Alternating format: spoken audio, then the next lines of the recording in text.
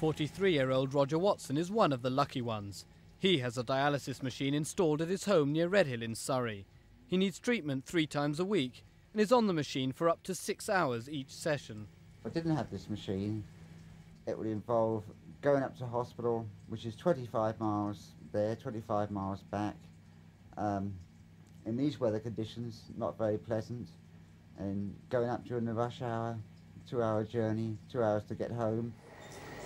Most kidney patients aren't so lucky and have to face long trips into central London for treatment. I could get to a place like Guildford about a quarter of an hour, whereas coming up here, as I say, about an hour and a quarter. Now the National Kidney Research Fund has launched a campaign to improve the situation. There is an urgent need for more renal units and more trained manpower in renal medicine. And I'm hoping as a result of this campaign that the Chancellor, when he comes to do his budget for 1991, will take into account the situation that faces so many people and will make a greater allocation of resources to renal medicine. The United Kingdom has approximately 1.5 renal specialists per million of population. In France, there are 10 per million. And in Germany, as many as 14.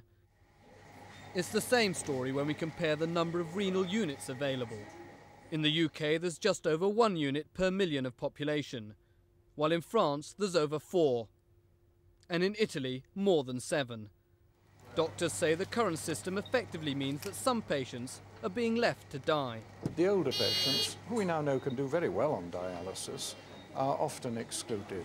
Perhaps over 1,000 patients in this country who should be treated and could be treated and who do very well on treatment, who are just not getting it. That means that they die. Dr. Wing says we need to double the number of full-time renal specialists available, currently numbering 87, and set up more local units. But the Health Minister, Stephen Dorrell, said there had been dramatic improvements to the service in recent years. He said the number of kidney patients receiving treatment had trebled and those receiving transplants had gone up by 50%. But campaigners say much more government money is needed if lives are not to be lost. Rob Gillis at St Thomas's Hospital for Thames News.